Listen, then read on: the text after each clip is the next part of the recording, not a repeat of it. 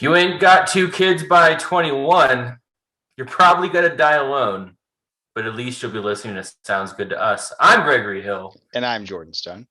It's a podcast where two friends of 20 years pick one album and talk about why we think it's awesome. You can follow us on Twitter, you can follow us on Instagram, and you can listen to us wherever you get your podcast. Jordan, I'm really excited about this one. It's same trailer, different park. Kacey Musgraves. We're both from Nashville. We love country music. We're going to talk about country music today. We're going to start with Kacey, who's great. Do you want to get us kicked off? Talk about some general details. Absolutely. So same trailer, different park. Kacey Musgraves, who is now of Grammy album winning fame. When this album came out, she was a relative nobody. No offense to her. She just was a new artist at the time. This is her major label debut. This came out on March 19th, 2013, which for some reason that album doesn't feel that old. It doesn't feel 8 years coming up on its anniversary, actually, of when it was released. 8 years old to me. I was living in Nashville at the time. I'd moved away since then, but I was back in Nashville at that time. I was working in the music business. I'll tell some stories about this album and where I was viewing it, from the music business lens. So I was in Nashville working in the music business. What about you? Where were you in March of 13? It's funny. I can't think about 2013 without thinking about the St. Louis Cardinals. You're wearing a St. Louis Cardinals hat. The Cardinals went to the World Series that year. I know this isn't a sports podcast, but I can't think about 2013 without thinking about that. But I was living in St. Louis at the time, and I was working for a school district doing like educational technology and data analysis at that point. That was right before we moved to California, right? When did we move to California? 2015? 14 or 15, something like that, yeah. Yeah, I think it was 14. So that was then. I'm going to talk about some sales and some critical reception here. For those listening for the first time, we usually use Metacritic to talk about the critical reception. It's just easy. It aggregates, kind of like Rotten Tomatoes, if you're familiar with the movie site. For Metacritic, it's had an 88 out of 100, which is pretty high using Metacritic standard. Had 11 positive critical reviews. There were no mixed or negative ones. Sometimes you don't see a critical consensus. For this album, you do. Country Weekly had the highest rating at 100, which is actually surprising for a country at that point for a country outlet, I think, to have rated this so highly, because we'll talk about this is a country album, but it kind of is anti-authoritarian in a country sense. Rolling Stone had it an 80, which is pretty high for Rolling Stone, I think, and Pitchfork didn't review it, which doesn't surprise me. All Music had it at the lowest at 80, which is still pretty high for low. And the user score was 8.7. It won Grammy for Best Country Album, beating Taylor Swift's Red. And then it won Album of the Year at the Academy of Country Music Awards. Debuted at number 2 on the Billboard 200 and number 1 in the top country album. It's been certified platinum, meaning it sold over 1 million copies. And let's talk about a couple albums that Metacritic had rated higher, and just to see how calibrated we are, Jordan. So I'm going to list a couple albums. There weren't many that were rated higher than this one. There's a bunch that I don't know if either you and I have heard of, and I think that will unfortunately maybe speak to our lack of credibility. Sunbather by Def Haven. Nope. Jamako by Basaku Kuyate and Nagona Ba. Not familiar. Spaces by Nils Fromm. Like a Rose by Ashley Monroe. Good album. That's a great album. Memorial by Russian Circles and Loud City Song by Julia Holder. So we have some homework to do. We got to go listen to these albums. We got to check in, see how they are. Obviously, with same trailer, different park being so high on the list, there's a lot of albums rated lower. I'm going to call out some of my favorites. Southeastern by Jason Isbell came out this year. They had it rated lower. Random Access Memories was huge in 2013. That was the first Run the Jewels album, which, to your point earlier, it doesn't make sense that the first Run the Jewels album and this album came out the same year.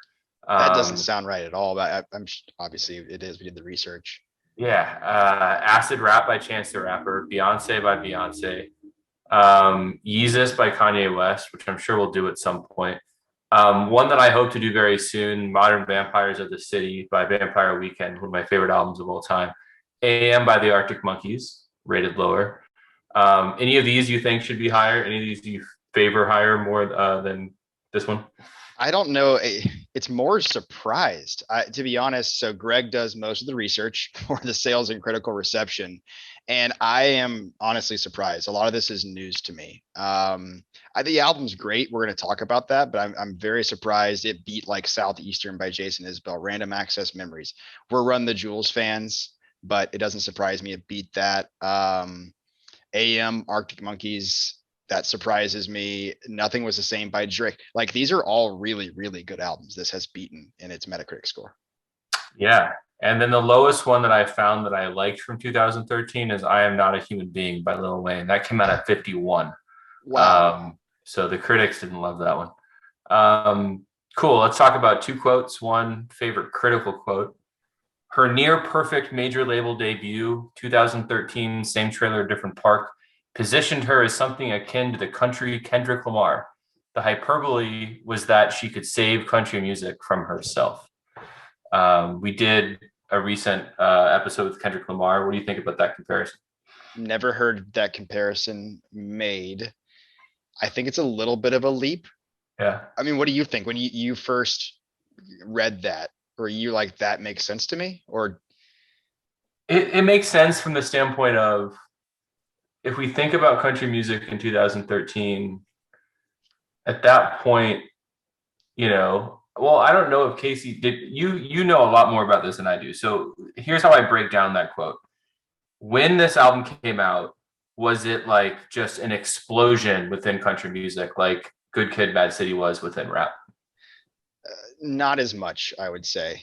It was big and popular, and Mm-hmm. people liked it. But I guess the first thing that came to mind for me was when this came out in country, in music. It was what's the right word? It was controversial, which is kind of funny to think that this album's controversial, which I'm sure we'll touch on that. It just really it like kind of stepped outside the bounds of what country music is used to, of what a modern commercialized country music artist is releasing at the time. So that is where I kind of feel like if we're relating Kacey to Kendrick Lamar, it's got to be because she's pushing the limits, not because the music, itself was as impactful to me. I like here's so that's one. I agree with that. Here's my second reaction. Does this in some way have a similar cinematic experience of small town Texas as Good Kid, Bad City had a cinematic experience for Compton? I'm gonna say no.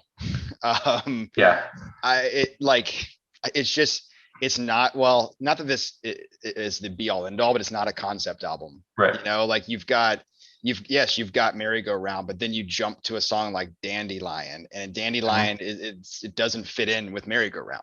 So it's not one cohesive story telling that. So no, I don't think so. I feel good with litigating this. I think I would love to see this as a concept album. Yeah, we're going to talk about covers later.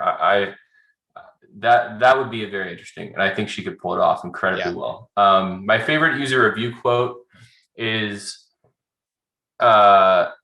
country a hoary genre, most often proffering trite sentiments and musical cliches? Well, yes, in some hands. Does Kacey Musgraves have such a pair of hands? Most definitely not. I agree with this person, whoever this user was, because I think this album is really personal, and you listen to as much country as you and I do. Yeah, you do get a lot of cliches. I think that's part of what people make fun of country music. But to me, this is one of the best in the top 30, at least, country albums that have come out in the last 20 years. And I think part of that is because of its originality that we'll talk to. So absolutely. Let's get into some general info. Kacey was 24 when this album came out. The genre is, of course, country. It's a 40-minute and 11-second album, very tight. 12 songs on the album. It was released on Mercury Nashville. Luke Laird, who's written 20 number one Billboard singles as a writer, produced it, as well as Shane McAuley and Kacey Musgraves had a producing credit on it as well. think you're going to tell a story about how hard she fought for some choices on the album, and I Yeah. assume her being a producer gave her the ability to do that. Six singles on this, so big album. Six singles: "Merry Go Round," "Blowing Smoke," "Follow Your Arrow," and "Keep It to Yourself." It was recorded at Ben's studio, Maverick Recording in the Sound Emporium in the Racket, all in Nashville, Tennessee, close to home. Some ideas about how the moods of this album: lively, street smart, cheerful, stylish, amiable, good natured, confident, fun, playful, sweet. Some themes. Tell me if any of these resonate with you. Cool and cocky girls' night out, hanging out, imagination, Maverick, and rainy day. What do you think about those themes? Totally makes sense. And girls' night out, I absolutely, that's one of my things. No, it's, yeah, I agree. All of that makes sense to me. Yeah, I can't argue with those. Yeah, I think we'll talk a little bit about the themes of Maverick and how I think this album represents a lot of what I love about country music. And Yeah. I think you said it being controversial. Um, I think that's part of what excites me about this album so much is you get to talk about some themes that we won't be able to talk to in other albums. So why don't you lay some facts that are fun on us? Yeah, so there's not a lot out there about this album for some reason. Maybe it's too new. I mean, it's not that new, but there's just not a lot out there. So here's what we found. Was news to me. Kacey Musgraves was on the show Nashville Star in 2007.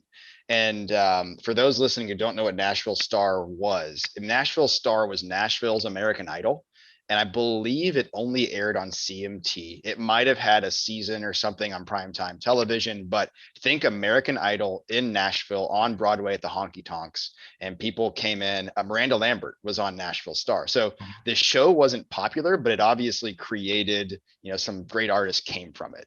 And not only was she on Nashville Star in '07, she got seventh place. So in theory, there were six people better than her, which is not true. Her favorite artist is one of Greg and I's favorite songwriters of all time. Her favorite artist is John Prine. And I didn't know this before doing the research. It makes sense. She's a great songwriter. I know, Greg, you have a tidbit on this. Yeah, one of the first songs that she, I think, wrote, and again, Kacey fans will maybe say this is wrong, but it's a song called Burn One with John Prine. It's about sort of her fantasy of getting high with John Prine. Kacey notably talks about recreational marijuana use quite frequently. And there's a video of her on YouTube singing it to John Prine, who died last year of COVID. But there's also a recording of Roger Harvey covering it, which we'll talk about in the covers. But it's actually my favorite Kacey Musgraves song, and you can definitely tell that she's a big John Prine song when you listen to her lyrics. Yeah, that's awesome. She says she wants to write like John Prine and sing like Leanne Womack. That is a great combination. I think she nails both. Leanne Womack is a great vocalist. If it's your first time hearing that name, go listen to her. I pulled out some of her influences that Greg and I kind of have in common, the fandom of Ryan Adams, some transgressions there we won't get into, but musically, Ryan Adams is amazing. Cake and Weezer. And when I went back and I read her influences, the full list that she has given out publicly, it makes sense why we're fans of her. She listens to what we listen to. She aspires to be artists that we admire. So that all makes sense to me. And I have a fun last fact, and it's about Follow Your Arrow, which is going to be discussed a lot tonight. Follow Your Arrow is a really great song with a great message, and we're going to talk about it more, so I won't dive into it now. Greg and I both love and support this song. She almost gave it away. Katy Perry and her were hanging out around the time this album was gonna come out. She's talking to Katy Perry, and she's like, I wrote this song. I think it would be awesome for you. This is Kacey telling Katy she can have the song. She's like, you can have it, record it, put it on your album. And Katy Perry told her to keep it. She was like, this song is amazing. You should have this. So we almost lost that song to Katy Perry. And that's nothing against Katy Perry. I just don't know if it would have had the impact because of Follow Your Arrow, it being released in country music and what it became. So that is a cool story with Follow Your Arrow. Yeah, I think it would have been great, but it means more, I think, coming Yeah, from Kacey to your agreed. point. Yeah, it's funny to hear. I think when we think about modern country music, we think so much about how it has been influenced by rap, which is great. We both love rap, and we both love country, and we love the stylings of when those two genres converge. But it's really interesting to hear a country artist like her say Weezer is an influence of hers. I know. Um, and I think that's great. Again, like I think part of what Kacey Musgraves has done, winning a Grammy, not just of Country Album of the Year, but winning Album of the Year 2 years ago, she is able to write really great country music that has mainstream appeal rather than doing what most country artists have been doing recently, which is writing mainstream music Yeah. that isn't quote unquote country, which I still like, but it isn't the Yeah. same. So Right. it's cool to see her weave in a bunch of different influences from genres that aren't just the ones we commonly associate with modern country music. Cool. Let's talk about some, just to get us started, personal connections. Do you have any personal stories or memories of this album? Yeah, so the one that comes to mind is again, I was living in Nashville at the time and working in the music business when this was released. And I was working for Taylor Swift on her management team. And so we're always, paying attention to other albums that are coming out by artists in the space. And so this isn't the right word, but Kacey Musgraves was kind of a competitor to Taylor Sure. in a way. I mean, they not really, but that's the only word I can come up with. So, I had my ear to the ground. I'm listening to this album and I'm like, this is amazing. And the first thing I thought of when I heard the album was it reminded me of early Taylor Swift, Mhm. but better produced. It has that raw, great quality to it, great songwriting. The stories are real. It just has that same aura to it that early Taylor Swift has. And I loved that about this album at the time, and I still love it today. So even though I was working for Taylor, I was still cheering for Kacey Musgraves. Like I wanted her to be the next big thing in country. And thankfully she did ultimately become that and more. So Golden Hour is her most recent album. If you haven't heard that, please go listen to that too. It won Grammy for Album of the Year. All genres, by the way. And this is a couple years ago. When that album came out, I know this isn't about this album, but it's connected. I had been cheering for Kacey Musgraves. I felt like she really wasn't getting the respect that she truly deserved. And when I heard Golden Hour, I knew on the first listen, this is going to win Album of the Year, all genres at the Grammys. I told everybody, I was like, this deserves to win. And Kacey Musgraves is going to get her moment I think she deserves. And I was very happy to see that happen. So that is my personal connections to Kacey Musgraves in this album. That's great. Yeah, it's interesting to think of competitive research in Yeah. music. Like you work for a company, it's putting something out in the same market, but Yeah, for a it's a weird way to musician, say it, but but I imagine, I mean, Taylor didn't really have a lot of competition, right? Her competition were pop stars. yeah, I So agree to with have that. someone like Kacey release music that I think should be in any conversation, this album I think deserves to be in any conversation with any of Taylor's albums. I don't know if you disagree with that, It's a but top 10 country album of the last 10 years, easily. yeah. So I think it almost as a brand be foolish not to be paying attention to what she's doing Yeah. because the other thing is, and this is, I almost think that Taylor's existence was as important to Kacey's from a brand perspective because it allowed Kacey to be a maverick, whereas Yep. Taylor could never, until she went full pop star, sing about the kinds of stuff that Kacey's singing about in this album. Yeah, I agree. Um, Kacey's explicitly political in her music, culturally so and Yeah. socially so.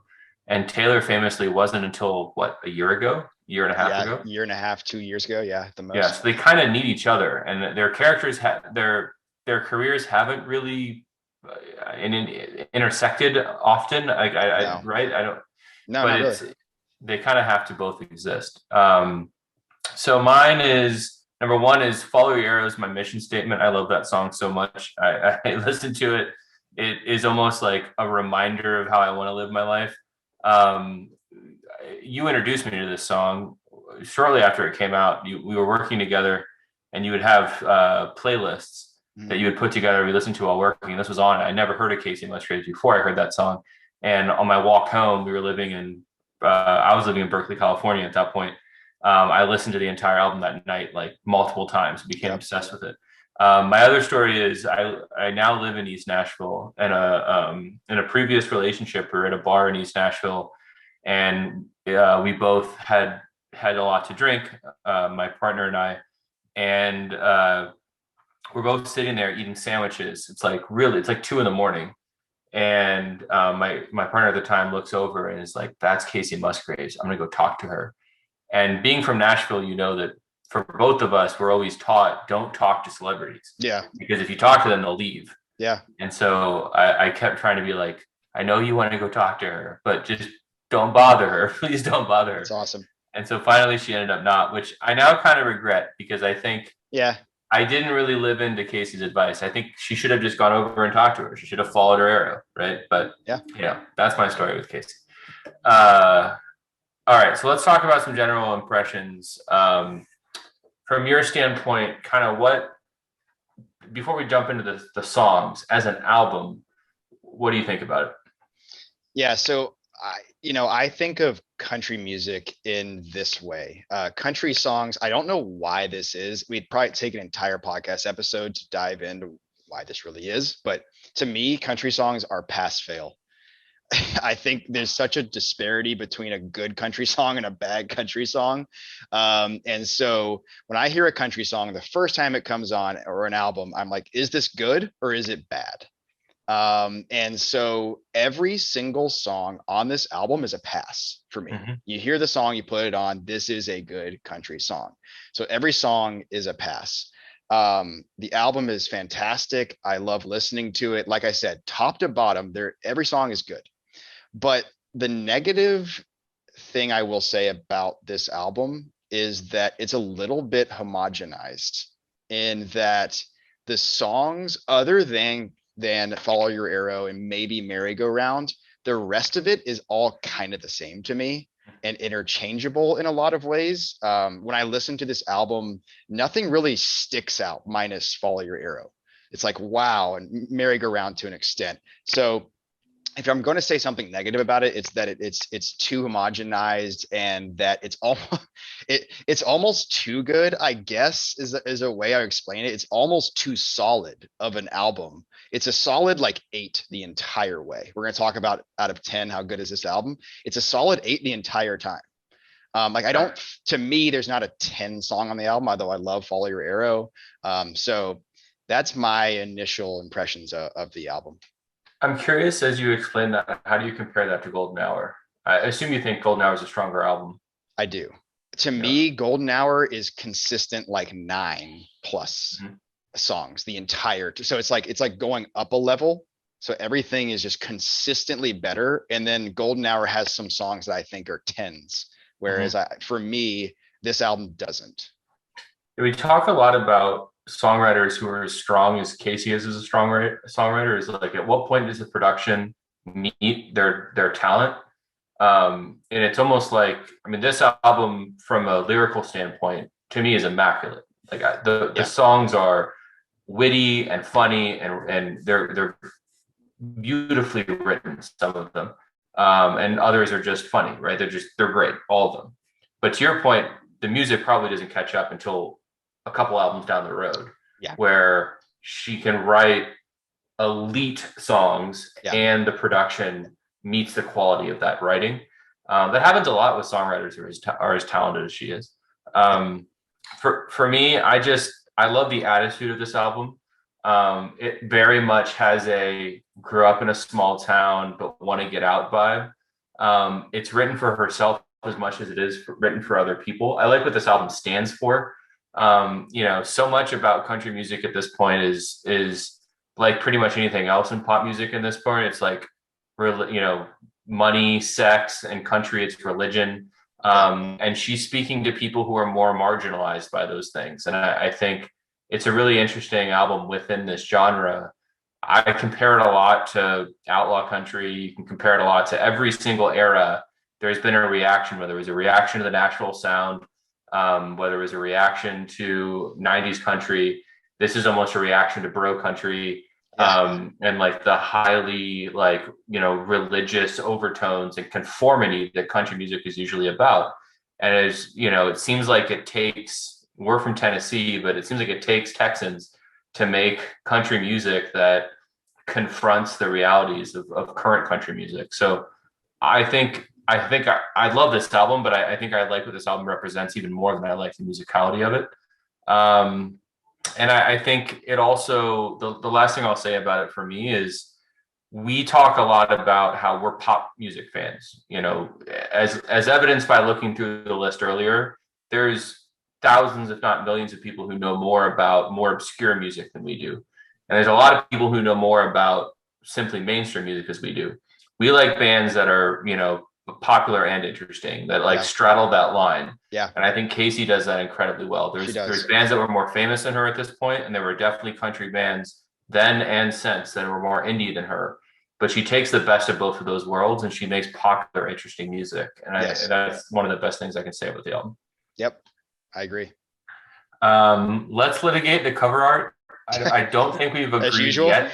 And I don't know why this has become one of the few areas that we're just like can't get on the same page about.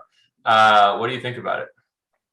Yeah, this is our fourth episode we're recording. So we're becoming veterans at this point. Hopefully. And I haven't had a chance to explain what this category means to me. So what does cover art mean to me personally? And that kind of will set up how I feel about it. It doesn't mean a lot to me. The same way that music videos don't mean a lot to me. The same way that the way the songs performed live doesn't mean a lot to me. It doesn't change what I think about the music. But I do like album art and talking about it. So when I think about this question, it's not as much, do I like this? Do I like this picture? Yes or no? I think I would answer it a lot differently. I think of it more as like, does this picture fit this album? And for me, like I think almost every album we've done so far, I think it fits the album. The color, like just the colorization of it, the feel, you look at it, it's a country album. She's wearing cowboy boots, all of the above. The weird stuff to me, why is she sitting on such a small fence? I agree. She looks so uncomfortable. Like, yeah. Another thing too is, and this is part of the evolution of an artist, this is an album cover photo shoot. They knew what they were doing.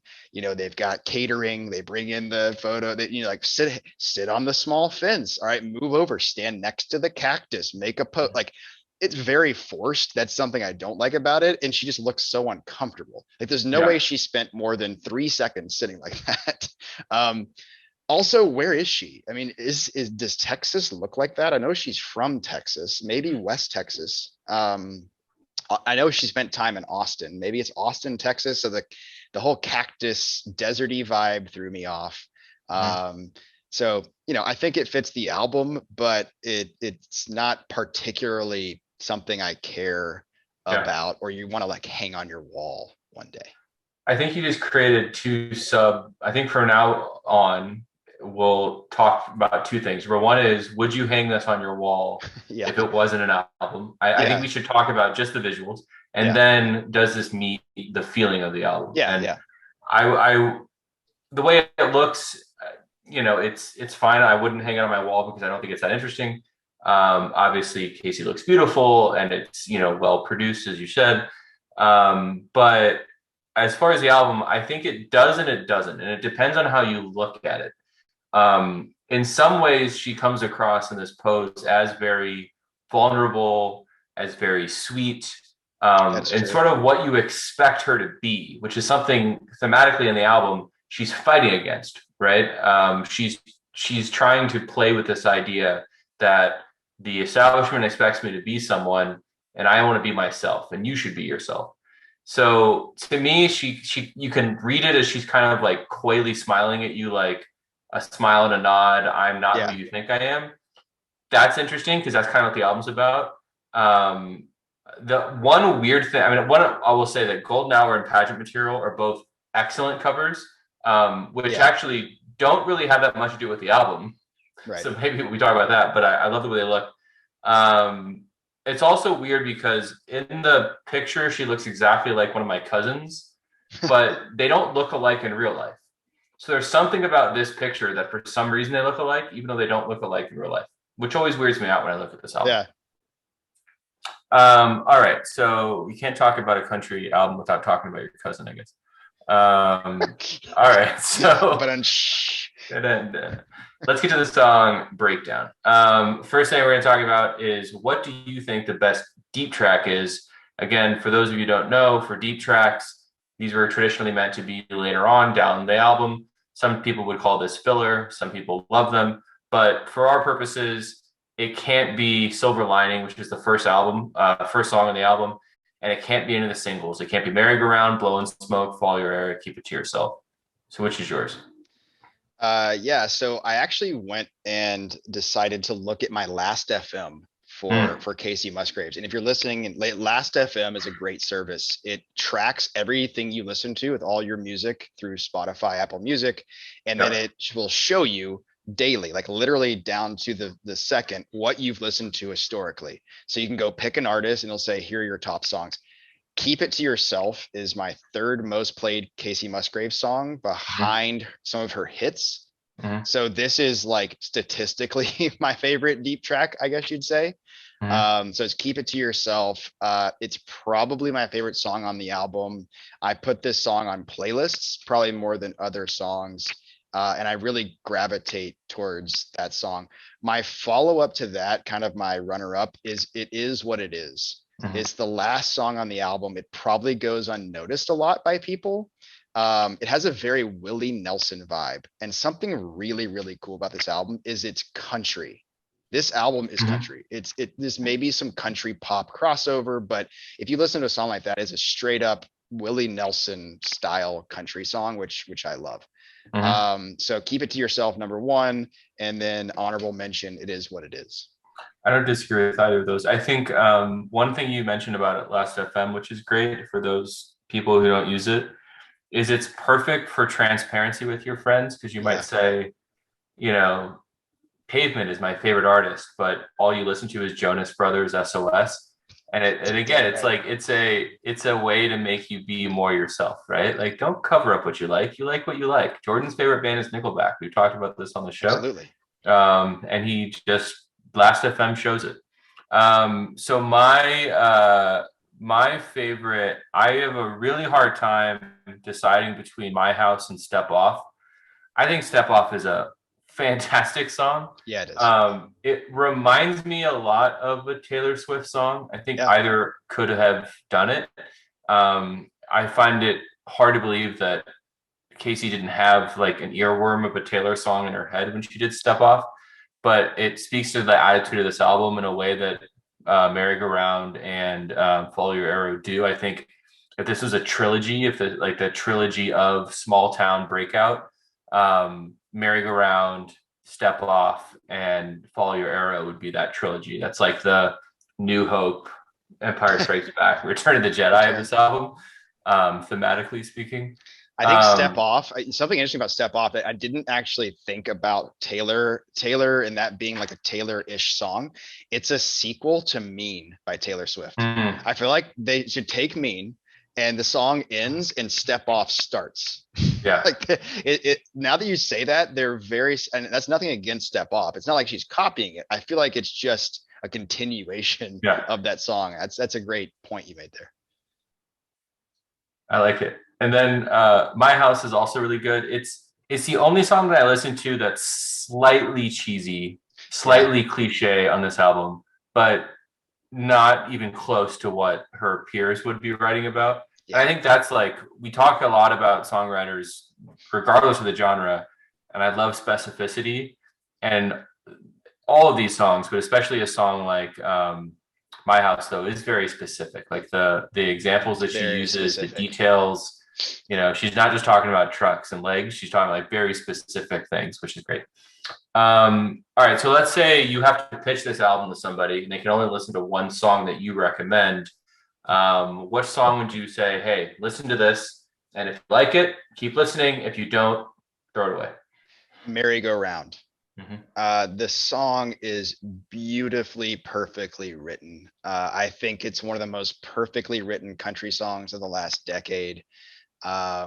I would go as far to say if I had to rank the top 5 songs of the last country songs of the last decade, this would probably be in the top 5. If you don't like merry-go-round, don't even listen to the rest of the album. Like that's to me, it's that solid of a song. I'd also maybe argue it's still to this day her best song she's ever released. I really love Space Cowboy on Golden Hour. I think that might nudge it a little bit. So go listen to that song too. But Merry Go Round is to me the one I would recommend to someone for this album. Like, I'm curious, what other songs? You don't have to list all of them, but give me like Yeah. two examples of what would be in the top 10 with merry-go-round.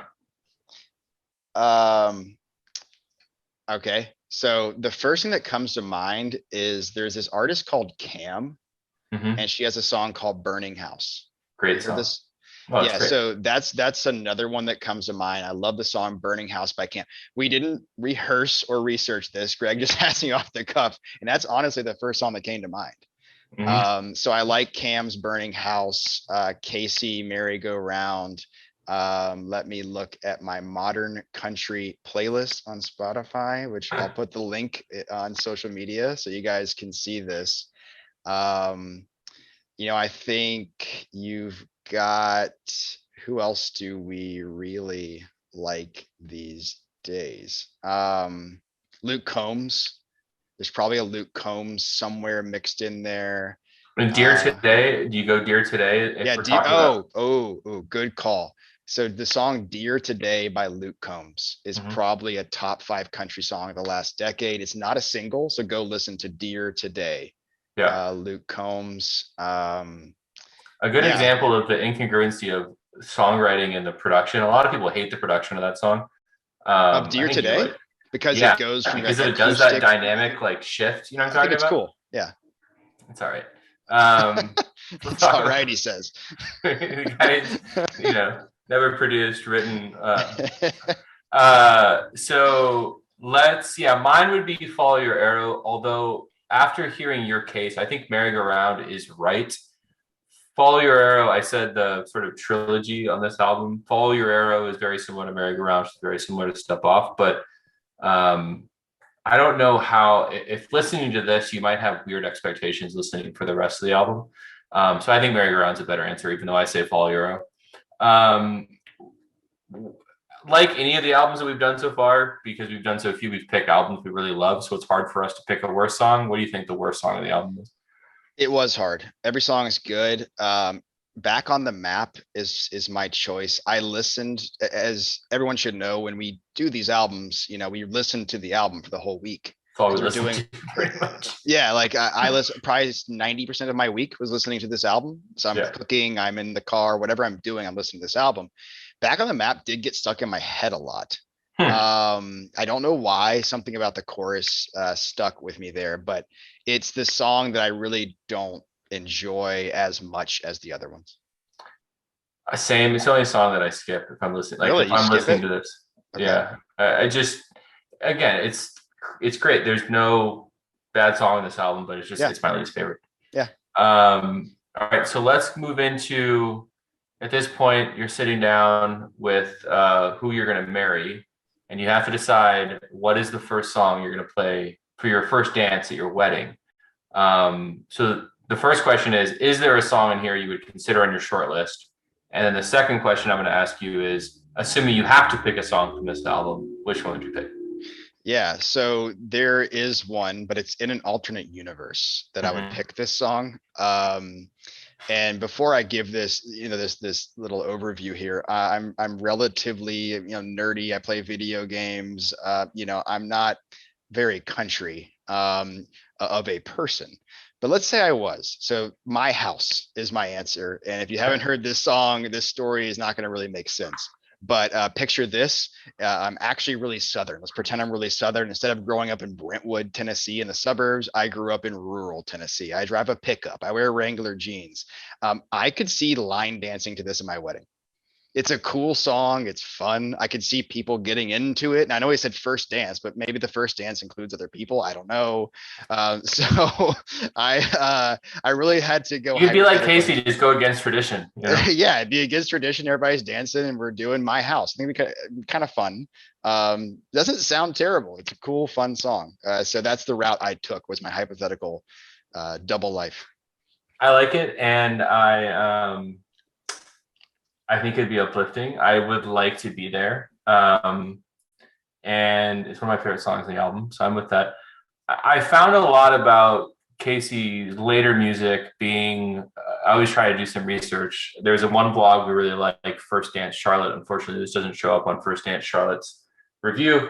There's a lot of people who've chosen Kacey songs for their first dance. I didn't find any examples of from this album. Most of them are from other albums of hers.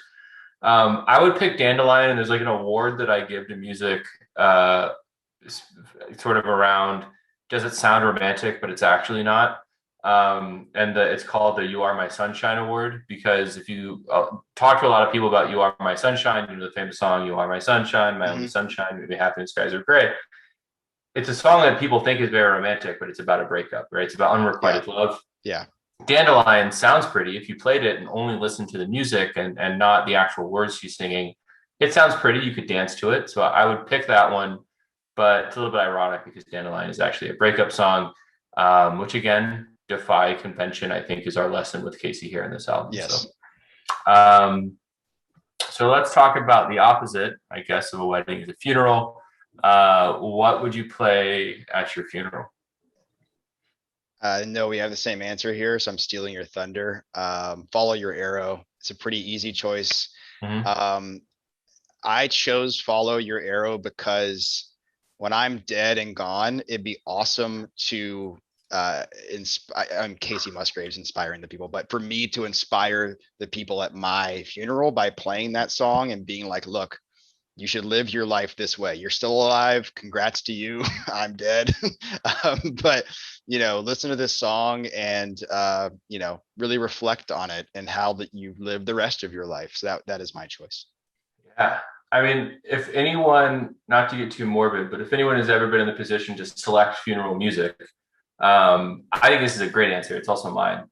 I have selected Cat Stevens' If You Want to Sing Out, which has a very similar to this. Yeah. And it was a hit, which sounds really weird to say out loud when you're like, hey, this was a really hit at a funeral. Yeah. But I think people do want, especially if it's the person's personality. I think you or I, we want great music at our funeral because we love music, and we want music that would in some way make someone feel something other than just how sad they are. Yeah. And if you want to sing out and follow your arrow, are I think good examples of you hope people are sitting there listening and smiling a little bit and thinking of a stupid story of you, and ideally they leave that living differently, right? They use your death as an example to do something great, or if it's not consequential, it's just at least them being themselves. So I agree. So let's talk about, I think we typically talk about this in different ways. So I'll ask you, what song on this album would you want to see covered, and in what style? Yeah. So Blow Smoke to me is a rock song masquerading as a country song. And let's combine the two. A country rock, maybe. I'd love to see Leonard Skinner, Marshall Tucker band, something like that. I mean, back in the day too, like in the 70s, they're up on stage in front of 75,000 people playing Blow Smoke. I think it would work really well. I think it would translate. I don't know if we'll ever get to see one of those. I mean, there's a lot of dead members, I know, but see one of those bands actually cover this song. But Blow Smoke would be a really cool country rock song done in that style. I like it. This is a little bit off topic, but you and I listen to a lot of music. We like Southern rock music, whether it's those two, whether it's Allman Brothers. I want to do at some point, we'll do a Faces album. And you and I have talked about Faces before. I listened to a lot of Faces for some reason over the weekend as I was driving around. And undeniably, they were influenced by Southern rock music. Yes, for sure. So I want to do a parallel between them. Maybe do comparison albums or something in the future. But it was like listening to Marshall Tucker. All right. So mine, I try to do a little bit of research on these of just, are there good cover songs out there? I think for me, a cover song, for it to be good, it has to be different in some way. So some different style, some interesting take, or it has to be better. You know, you sometimes a cover song, the person's singing voice is fantastic and it takes the song to new heights. Yeah. I did not find a single version on YouTube of any song on this album that I either liked better or was incredibly different. There's a lot of, again, later Kacey covers, Yeah. Yeah. but there's any of the covers of the songs on this album that I found. I looked for an hour. It wasn't like I just kind of scratched the surface. I searched for an hour, a bunch of different search terms, every single song on this album. And it was all just somebody singing into the camera, playing a song. Lots of beautiful voices, lots of people you could tell were moved by this music, but nothing that I really particularly wanted to call out. However, I do want to plug, I talked about earlier, Burn One with John Prine, which is one of my favorite Kacey songs. It's not available on Spotify. Her version, which is fantastic, you can find it on YouTube. But Roger Harvey does a cover that I really like. So Cool. I'll talk about that one instead, even though that song's not on this album. So let's bring us home here and get to some final thoughts. Think first, just what do you think the legacy is? Again, we're talking about music that was released less than 10 years ago. So legacy is a little bit hard, especially as Kacey is still releasing music and still winning awards. And her next album will undoubtedly be amazing. But in the short time period that we have, what is the legacy of it? Yeah, so for me, if you're talking about the album as a whole, I love the album, but I think the legacy is small. And I don't mean that as a slight to Kacey Musgraves. I think the legacy of this album is relatively small. It did win Best Country Album at the Grammys, so there's something there. The album's great from front to back, but it reminds me of our very first episode of Sounds Good to Us, Rockin' the Suburbs by Ben Folds. Both albums are solid, very, very solid albums that we really enjoy listening to and actually have a lot of fans to this day, but I don't know if there's a legacy for this album. I will caveat that with it did have an impact with Follow Your Arrow in country music. So that one specific song has a legacy. The song has a great message. It helped change the narrative a bit in an industry that is not progressive. Country music is not known for being progressive. I think they're working on it, but I think Follow Your Arrow made people really think to themselves, okay, it might be time we start moving forward here. And then last but not least, as far as the legacy, this might be her third best album, which would make it her worst album, by the way. And it's unfortunate to call this her worst album when it's so good, but I think Golden Hours are best. And then Pageant Material in this kind of it's a tie. So if you haven't heard those other two albums, please go listen to those. But obviously this one's great. I think the legacy is small for me, for the album as a whole. Yeah, I would disagree with you. I don't know how much of this I hear musicians after, but I think part of the problem is that there's just such low representation of female country artists. And so that's true too. It's really hard to, you hear a musician of this era, you hear all the bro country stuff and it's like everyone after that sounded like that until someone sounded different. But so it's hard to gauge. I mean, I think about Maren Morris and Kacey Musgraves in the same conversation quite often, even though they're very, very different artists. I think True. Her and Taylor obviously have a lot of commonalities, but Taylor obviously came first. I think it's probably Taylor had to have had some impact on Kacey Musgraves, although I don't know if she listed her as an influence. But I think the legacy, a lot of it relates more to what I hope to see in the future of country. It's just more and more true originals. It's such a copycat genre.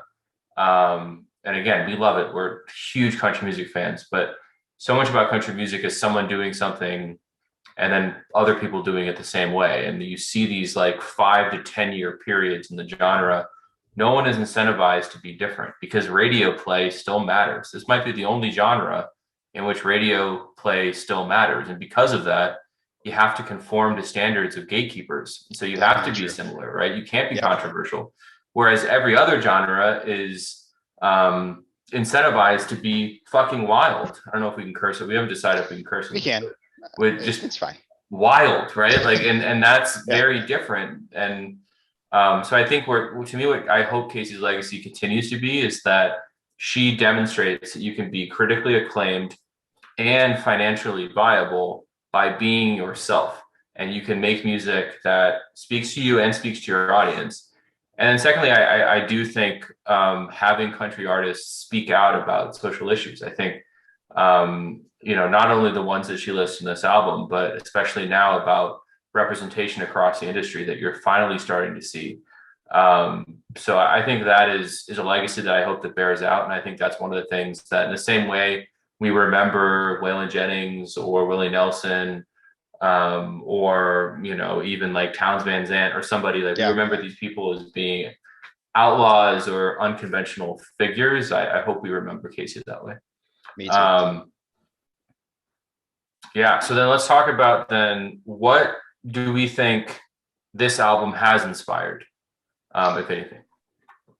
Yeah, I'm not sure who this album has directly inspired. When I say who, I mean other artists. As far as their music, it's fair to say she paved the way for a Kelsey Ballerini, but Kelsey Ballerini isn't groundbreaking as far as lyrics and what Kacey has done.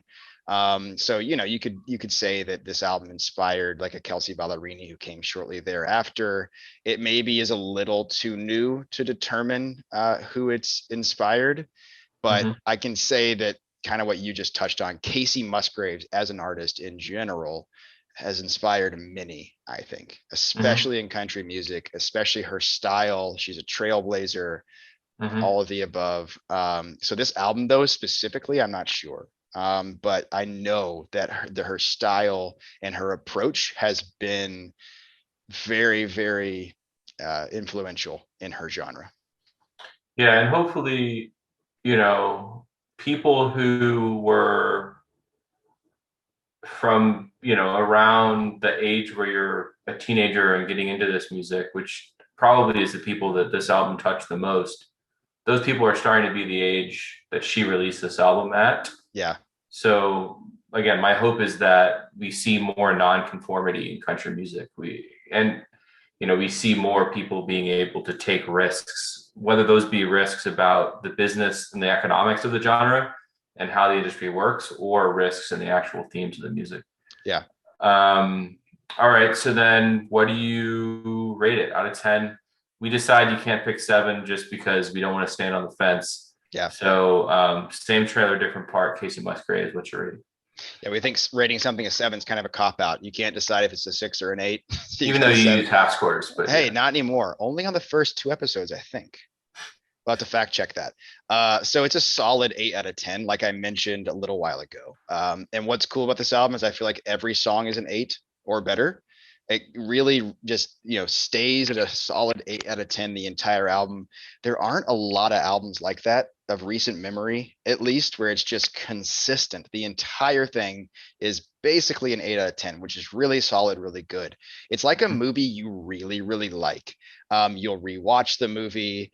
You'll tell your friends to like it. If someone brings it up, like, yeah, I love that movie. But like, I'm not gonna fight someone if they're like, I don't really like that album. I'd be like, okay, that's fine. I'm not gonna fight you on it. And it's not making like major lists, like top albums of all genres of the past 25 years or something like that. But it's making top 10 country albums of the last decade.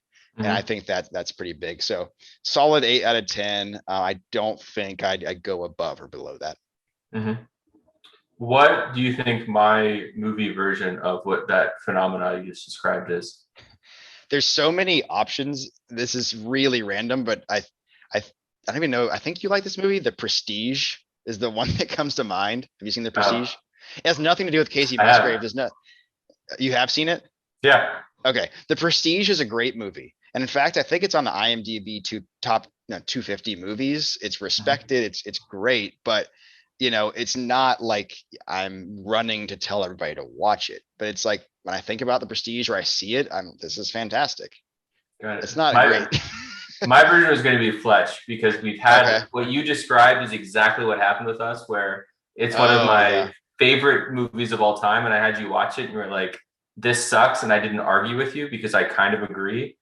You know what I mean? I Like don't think anyone would say that this album sucks, honestly. that's fair. So Fletch would be different. Prestige works.